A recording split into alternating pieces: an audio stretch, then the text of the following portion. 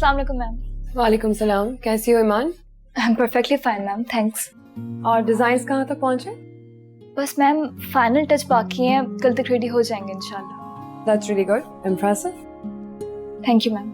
चलो मुझे कहीं चलना है, मुझे देर हो रही है, हम कल मिलते हैं और इन डिजाइन्स पर बैठ के डिटेल में बात करते हैं। श्योर मैम, अल्लाह हाफिज। अल्लाह हाफिज ईमान।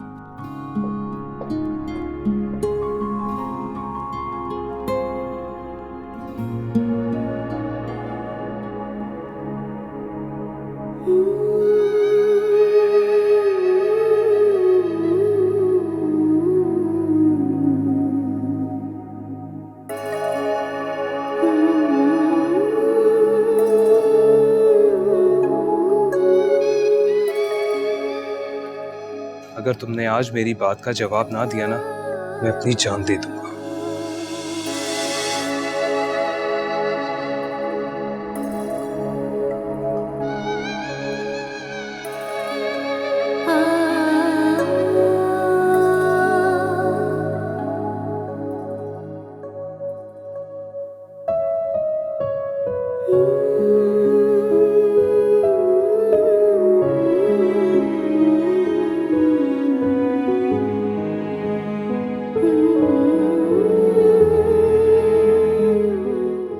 क्यों इतना सोच रही हूँ उसके बारे में?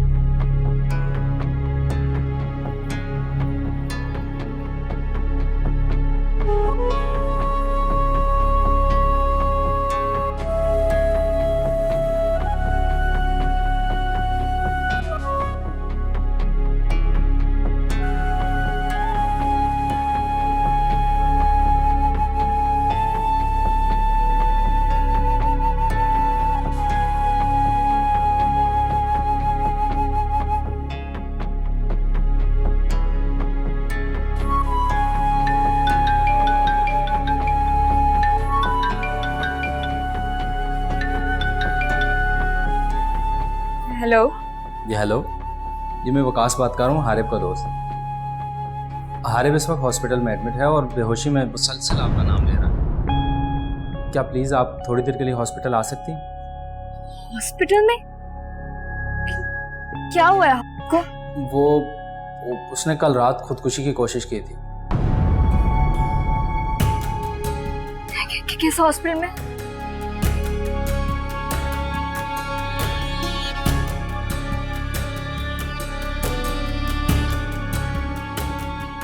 अगर तुमने आज मेरी बात का जवाब ना दिया ना, मैं अपनी जान दे दूंगा। Go ahead.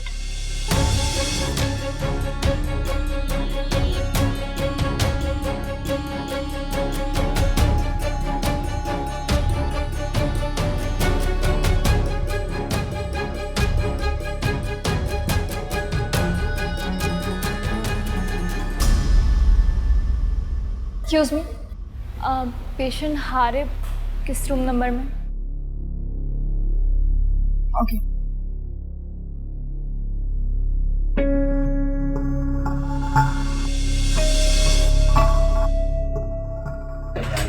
उसको पता नहीं चलना चाहिए। गाइस, ईमान आ गई है। बैठ जा, बैठ जा, बैठ।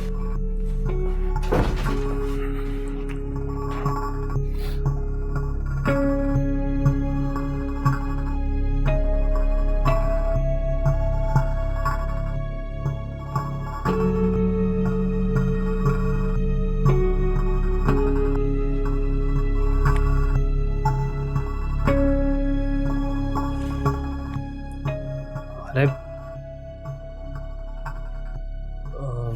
हम लोग जरा कैंटीन होकर आते हैं, चलो।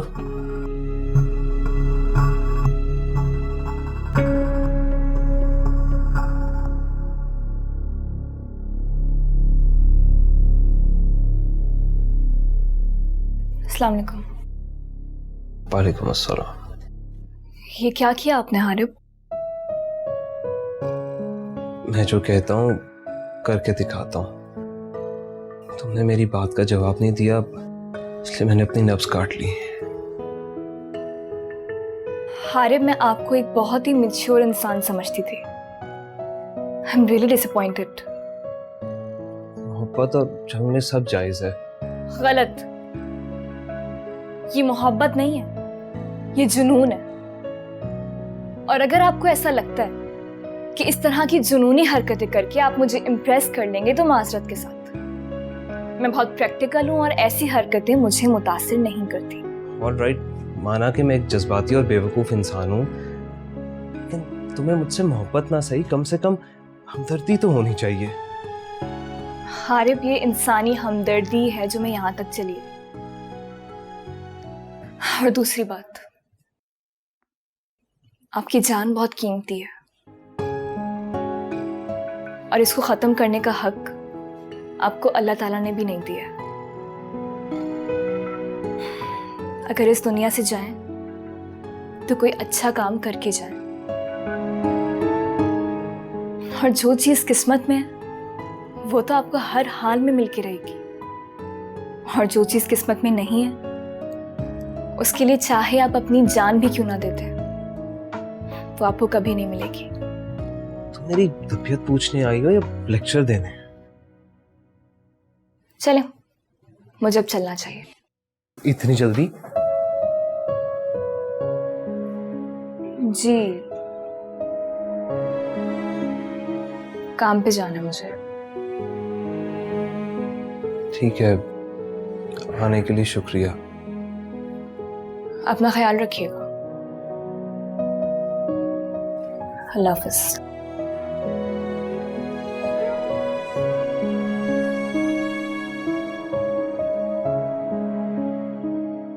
तुम ठीक कहती हो ईमान, जिंदगी अल्लाह की दी हुई बहुत बड़ी नेमत है। मैं क्यों अपनी जिंदगी के साथ कुछ बुरा करूं जब मुझे अपनी किस्मत पर पूरा यकीन है, और तुम यकीनन मेरी किस्मत की लकीरों में हो।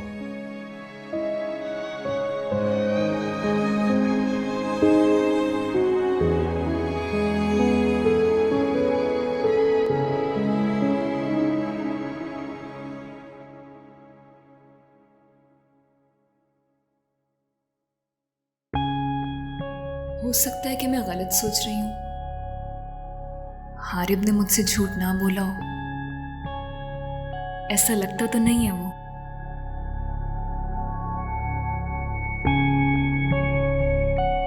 Excuse me doctor. Yes please. Sorry to disturb you, लेकिन मुझे आपसे कुछ पूछना था। Sure, you may. डॉक्टर, वो उस रूम नंबर 12 में जो पेशेंट है हारिब, वो ठीक तो हो जाएंगे ना? आई मीन वो डिस्चार्ज कब तक होंगे? मिस हारिब बिल्कुल ठीक है, उन्हें कुछ नहीं हुआ, बस मामूली चक्कर आ रहे थे, I think low blood pressure की वजह से। तो उन्होंने एक रूम बुक करवा लिया ताकि थोड़ा आराम कर सके। हमने तो चेकअप के वक्त ही उन्हें कह दिया था कि ही कैन लीव। क्या मतलब? मतलब यही, he is absolutely fine, he can go home. Anything else?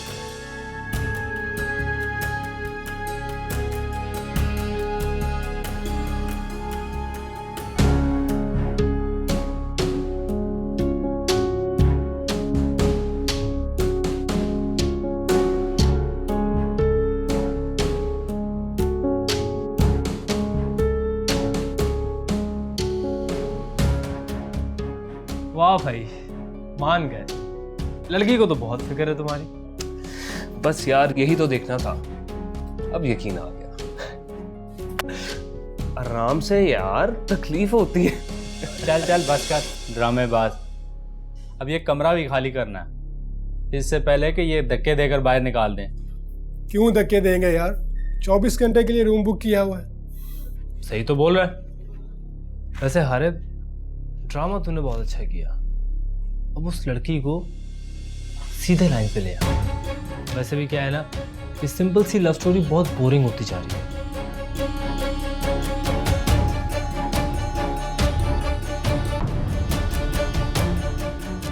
कोई मजेदार सा ट्विस्ट होना चाहिए। शानी,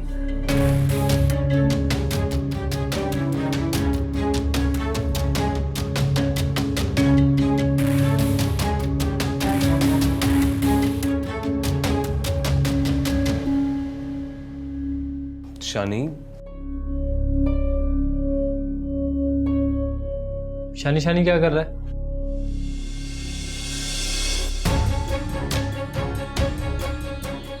वो ईमान एक्चुअली शर्म आनी चाहिए थी आप लोगों को।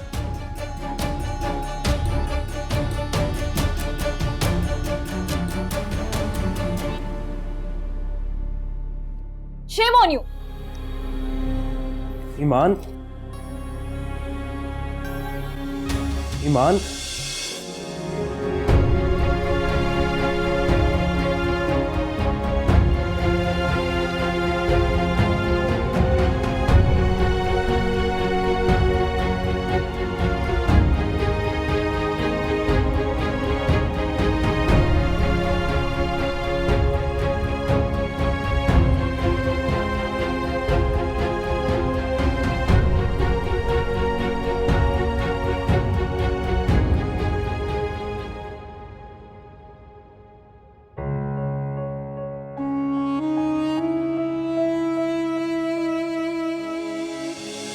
किससे शिकवा करे, क्या करे हम गिला, पल में मंजर बदल जाते हैं इस तरह। ईमान मुझसे नाराज ना हो गई हो? कहीं मैंने कुछ गलत तो नहीं कर दिया?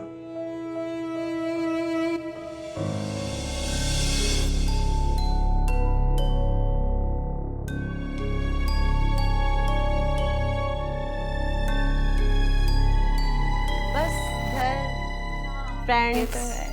हारिब, यहाँ आओ बेटा।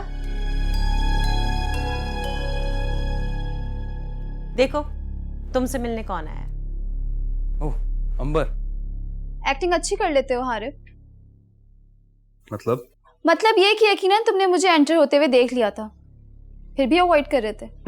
अरे नहीं बेटा, एक्चुअली जब ये बहुत थका हुआ होता है तो सबको अवॉइड करता है। ये इसकी काफी पुरानी आदत है। अब हारिब को ये आदतें बदलनी पड़ेंगी आंटी, है ना हारिब? क्यों? अब ऐसा क्या हो गया? क्योंकि मैं कह रही हूँ, don't ever try to ignore मी।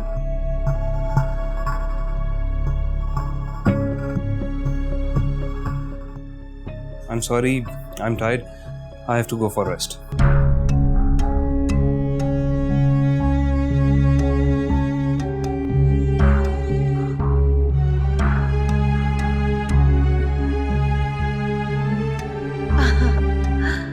ये बताओ तुम्हारी मम्मा साथ क्यों नहीं आई? मामा को काम था आंटी। अच्छा होता अगर वो आती तो हम चाय साथ पीते।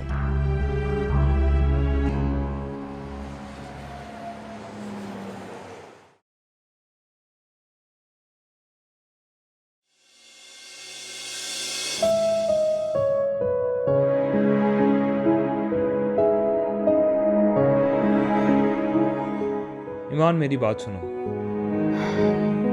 मुझे कुछ नहीं सुनना। तुम्हें मेरी बात सुननी पड़ेगी। I'm sorry ईमान, मैंने तुमसे झूठ बोला। मैं तो सिर्फ ये देखना चाहता था कि तुम्हें मेरी कितनी फिक्र है। कितनी फिक्र? इसीलिए आपने अपने दोस्तों के सामने मुझे जलील करवाया। नहीं ईमान, मेरा हरगिज मकसद ये नहीं था। हारिब प्लीज मेरा रास्ता छोड़िए।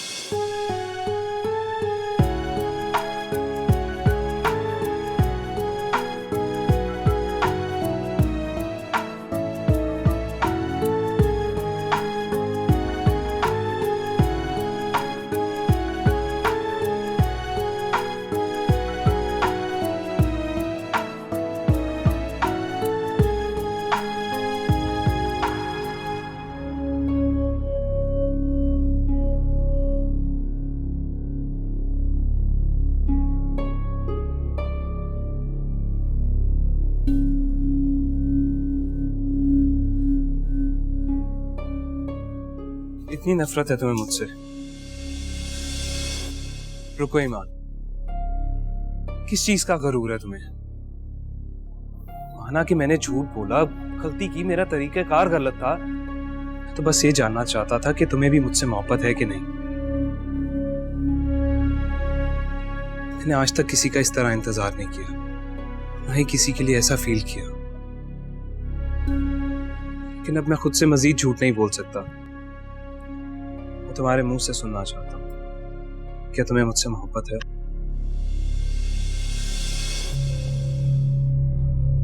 नहीं।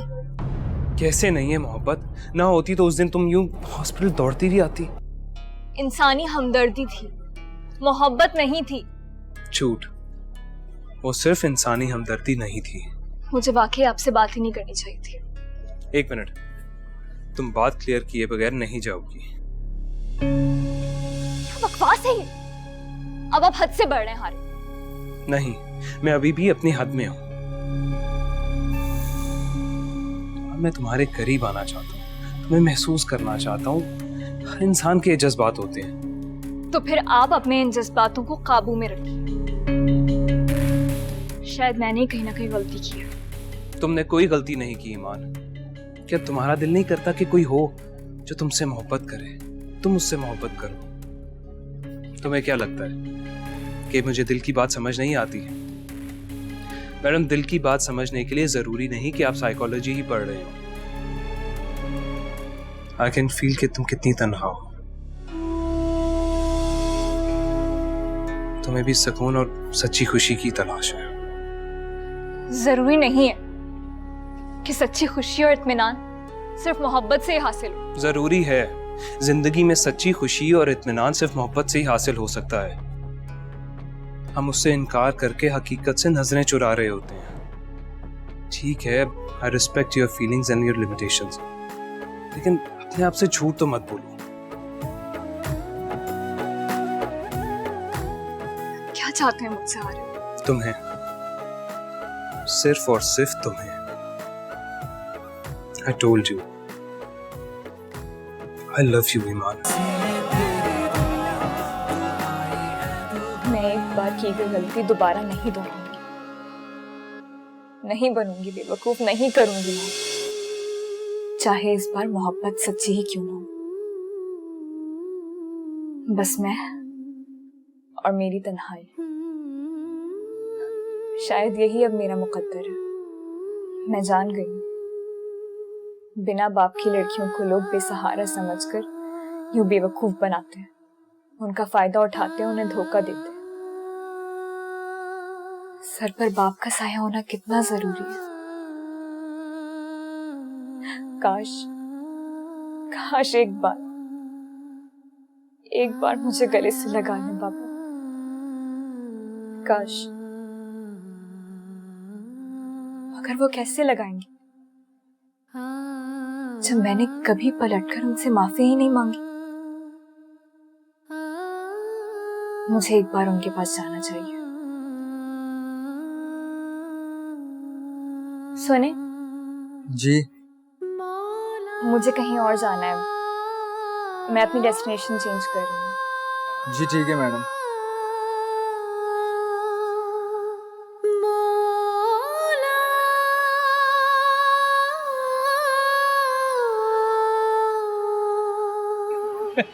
Trust me dude, I know that. मुझे पता था ईमान जैसी टिपिकल और बोरिंग लड़कियां ना इसी तरह का जवाब दे। देखो यार हारिब, मैंने तुम्हें पहले भी समझाया था, इन लड़कियों के ना इसी तरह के नखरे होते हैं। पहले अपनी इंपॉर्टेंस मनवाने के लिए इनकार करती हैं और उसके बाद खुद ब खुद लाइन पर आ जाती हैं। स्टॉप इट जानी, I don't need your advices.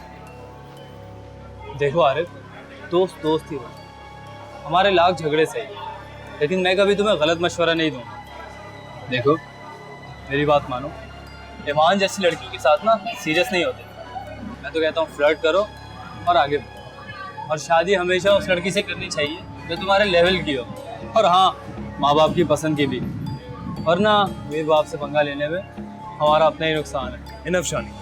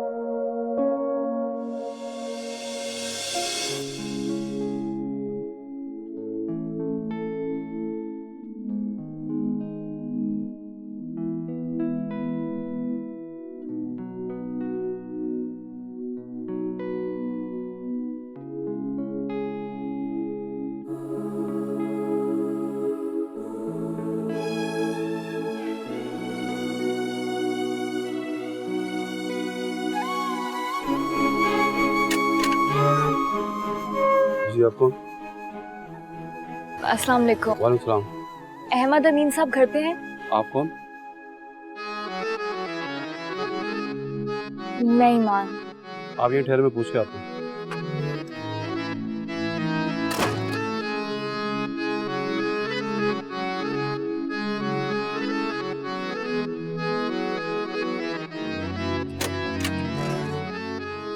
जी अहमद साहब कह रहे हैं कि वो आपसे मिलना नहीं चाहते और आप यहाँ आइंदा मत आइएगा। एक बार मुझे बात तो करने दो। उन्होंने मना किया है जी।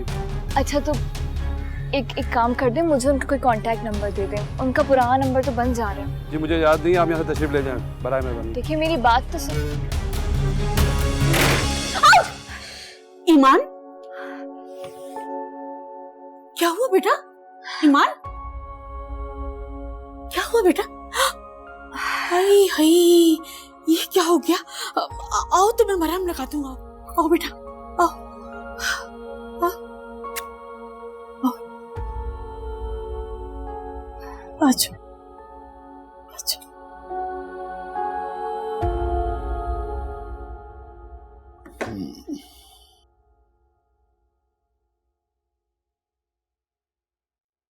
अहमद चाय।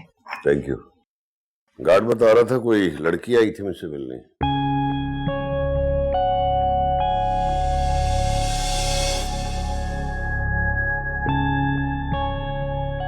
बेगम साहब बाहर कोई ईमान बीबी आई है। क्या? कहाँ है? जी वो बाहर खड़ी है। तुमने उससे क्या कहा? जी मैंने कहा आप यहीं ठहरो, मैं अंदर पूछ के आता हूँ।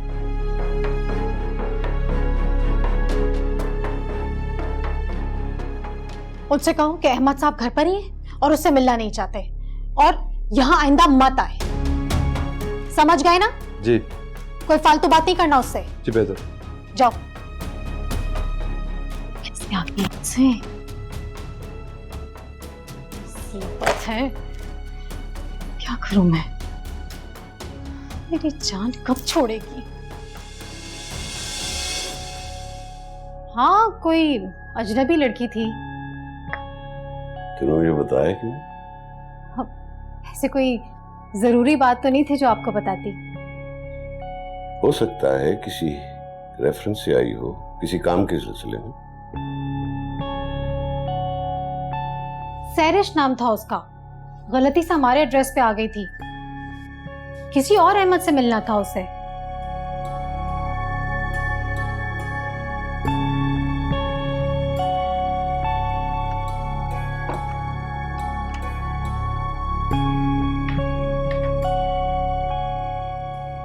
सहरिश।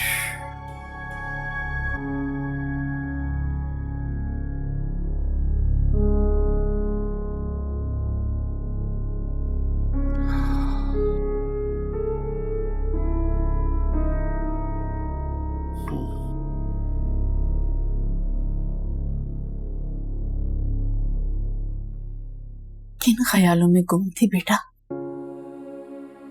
ऐसी क्या बात है जो तुम्हें अंदर ही अंदर खाई जा रही है? पता नहीं बड़ी भी, कुछ समझ में नहीं आ रहा। बहुत कोशिश करती हूँ कि मैं कमजोर ना पड़ूं, लेकिन मेरा दिल मुझे बार बार कमजोर कर रहा है। समझ गई बेटा, रूह की जलन से जिस्म पर छाले बनते जा रहे हैं। रूह को सुकून मिलेगा ना तो छाले भी ठंडे पड़ जाएंगे। बेटा, इस पथरीली जमीन पर तुम तन्हा चल रही हो और वो भी नंगे पांव। लेकिन घबराना नहीं, बिल्कुल नहीं घबराना। ये रास्ता भी कट जाएगा, कट जाएगा बेटा, कट जाएगा।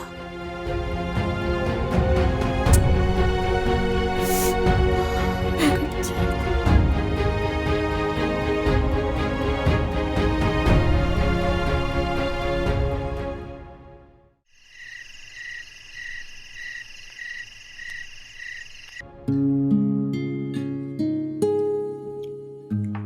अरे बेटा, स्टडी कैसी चल रही है?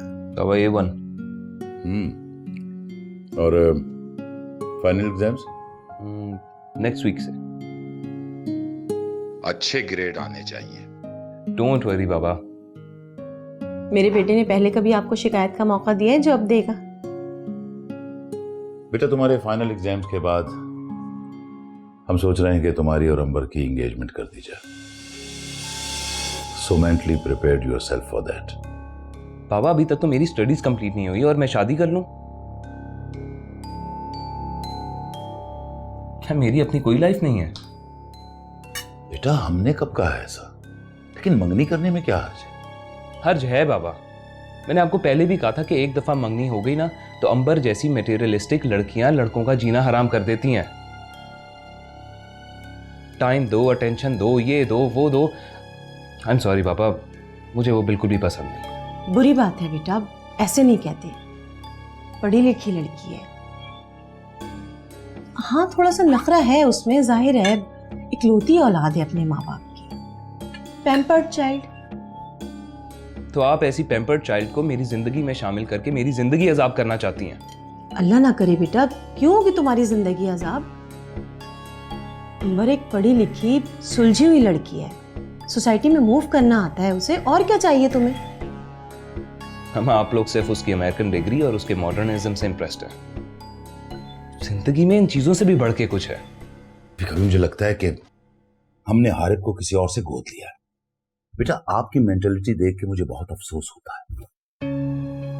हमारी सोसाइटी के यही स्टैंडर्ड्स हैं किसी को परखने के लिए। तुम्हें क्या चाहिए ये मुझे नहीं जानना।